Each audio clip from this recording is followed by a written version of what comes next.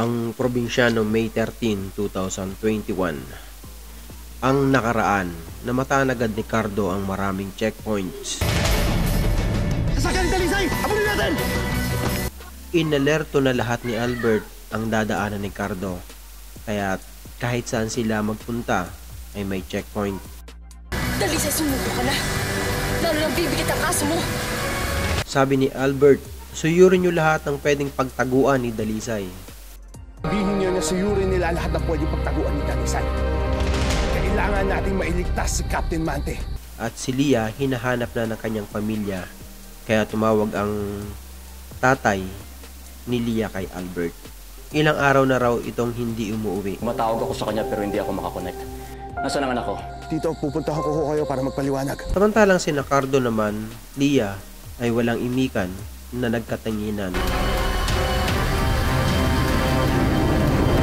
Samantala nag-uusap si Hipolito at si Jacob na pagkatapos daw ng malaking transaksyon na yon ay magiging hawak na nila ang drug trade sa buong Southeast Asia. This calls for celebration, Jacob.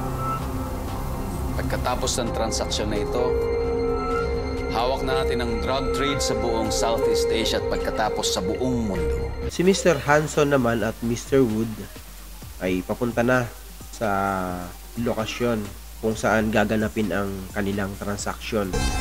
Hello, Mr. Hanson. Del, make sure that there'll be no glitch. At sabi naman ni Ramil, hindi siya basta-basta at ibahin siya sa mga taong ginamit ni Lito na ipinapatay. Ibahin mo ako sa lahat ng mga taong ginamit at pinapatay mo. Nagkakamali ka ng tataluin. Pagkatapos daw ng transaksyon, sila na maghahari sa drugs. At magkakaroon sila ng magandang reputasyon sa mga drug cartel. Darating ang panahon, tayo na ang magpapakilos ng mga kartel sa iba't ibang bansa. Samantalang pinakalat ni Mr. Hanson at Mr. Woods ang kanilang mga tauhan bilang paghanda para sa double cross na pinaplano nila kina Lito at Renato.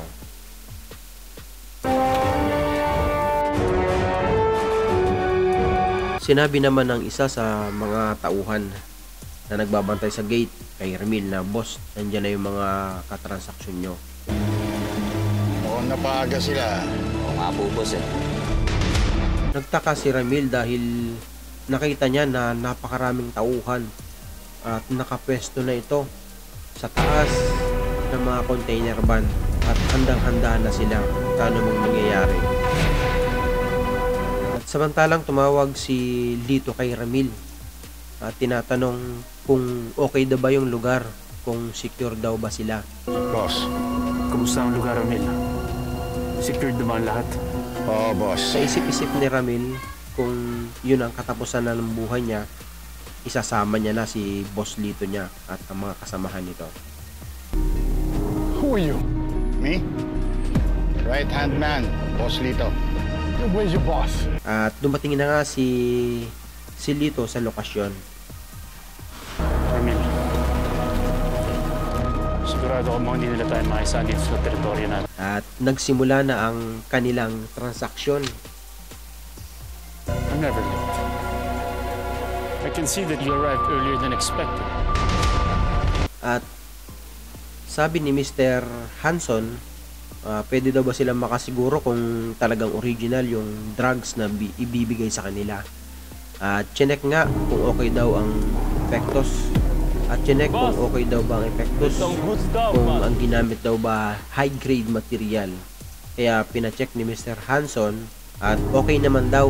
If Sabi everything ng is kanyang according to your liking, I transfer the money to us. At pinapasa na nga ang pera na nagkakahalaga ng 10 bilyong piso.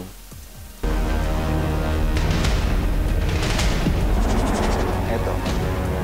Napakita na transaction is ongoing.